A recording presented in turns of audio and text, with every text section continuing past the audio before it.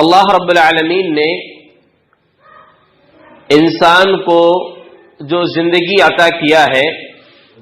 زندگی کے ساتھ موت بھی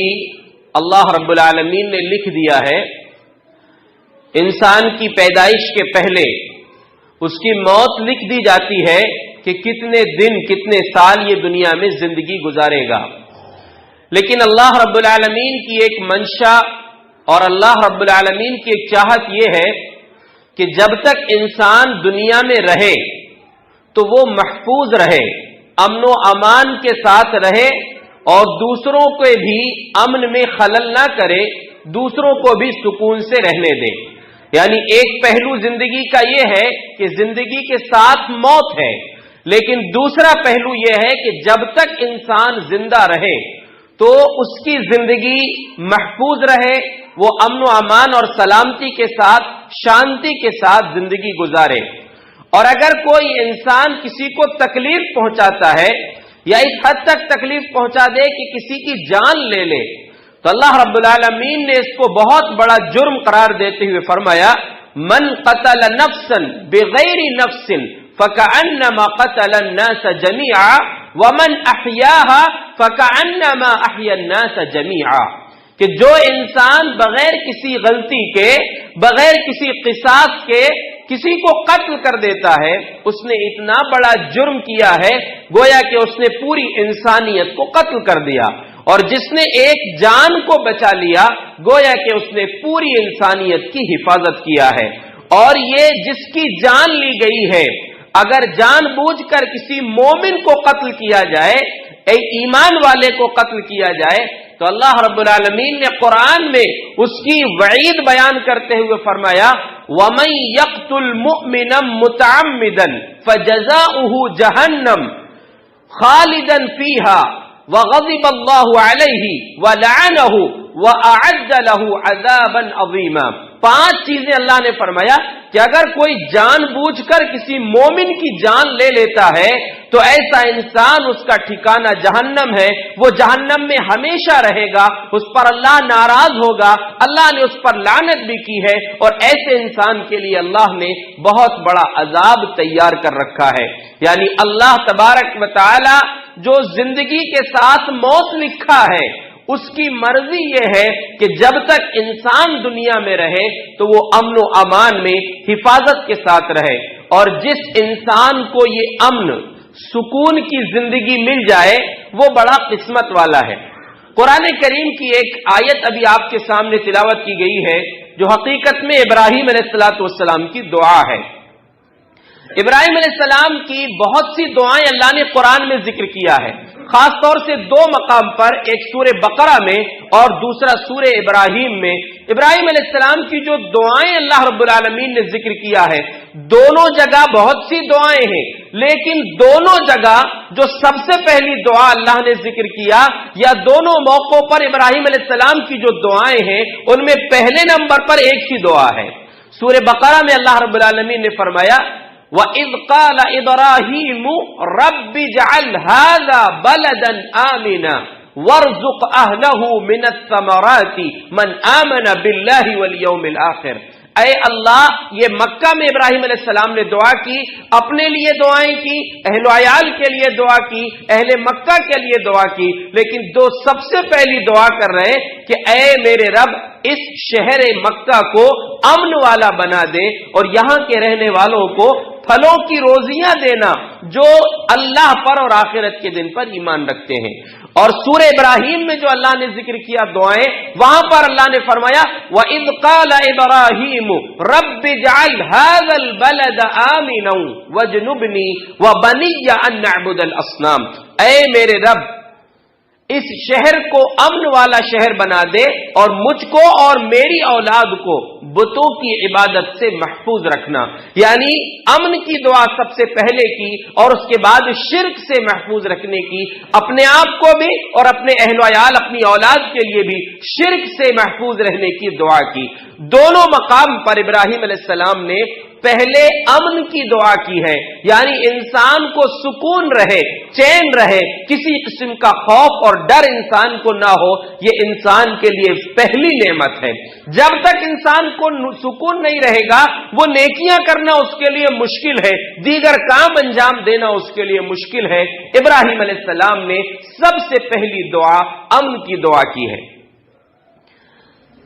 امن اور سکون جس انسان کو مل جائے، سنن ابن ماجہ، سنن ترمذی وغیرہ کی روایت ہے، نبی صلی اللہ علیہ وسلم نے فرمایا من اصبح آمنا فی سربہ معافا فی جسدہ عنده قوت یومہ فکأنما حیزت لہ الدنیا۔ کتنی بڑی بات ہے کہ جو انسان اپنے گھر میں اس حالت میں صبح کرے کہ اس کو امن و امان حاصل ہو، کوئی کسی قسم کا ٹینشن نہیں ہے، کوئی خوف نہیں ہے۔ دوسرا معافن فی جسدہ، اس کے جسم میں کوئی بیماری نہیں ہے، بیماری سے وہ محفوظ ہے۔ عندہ قوت یومہ، اور اس کے پاس اس دن کی روزی ہے، اس دن کے لیے کھانے پینے کا انتظام ہے، اس دن میں جو چیزیں اس کے لیے ضروری ہیں اس کا انتظام ہے۔ فَكَأَنَّمَا حِيزَتْ لَهُ الدُّنْيَا، گویا کہ اس کے لیے پوری دنیا سمیٹ دی گئی ہے۔ یہ اتنی بڑی نعمت ہے، یعنی جس میں اللہ نے پیارے رسول نے سب سے پہلے امن کا ذکر کیا ہے کہ کوئی خوف اس کو نہ ہو، دوسرا جسم بھی اس کا سلامت ہو، اور تیسرا ایک دن کی روزی اس کے پاس ہو۔ زیادہ آپ کے پاس ہے وہ تو اور بڑی نعمت ہے، لیکن کم از کم ایک دن کی روزی آپ کے پاس ہے، اس پر شکر ادا کریں اور اس رب پر بھروسہ کریں کہ جس نے آج کی روزی مجھ کو دیا ہے کل کی روزی کا انتظام بھی وہی کرے گا۔ تو یہ تین چیزیں جس کو ملی ہوئی ہے گویا کہ اس کے لیے دنیا سمیٹ دی گئی ہے۔ تو اس میں معلوم ہوا کہ امن مل جانا انسان کو، سکون رہنا، ٹینشن نہ ہونا، یہ انسان کے لیے بہت بڑی نعمت ہے۔ جب انسان زندگی گزارے اور بحیثیت مسلمان زندگی گزارے تو پیارے رسول صلی اللہ علیہ وسلم کے ذریعے اللہ تبارک و تعالی نے ہمیں تعلیم دیا ہے کہ انسان اپنے آپ کو تکلیفوں سے، پریشانیوں سے محفوظ رکھنے اور امن میں رہنے کی دعائیں کریں۔ سب سے پہلی بات پیارے رسول صلی اللہ علیہ وسلم نے فرمایا من صلی الصبح فہو فی ذمۃ اللہ، جو انسان فجر کی نماز پڑھ لیتا ہے وہ اللہ کی حفاظت میں ہوتا ہے۔ اللہ کی حفاظت میں یعنی کوئی خوف، کوئی ٹینشن، کوئی پریشانی بھی نہیں آئے گی انشاءاللہ، اور ساتھ میں مرض سے، دشمن کے خوف سے، تکلیفوں سے بھی انسان محفوظ رہے گا۔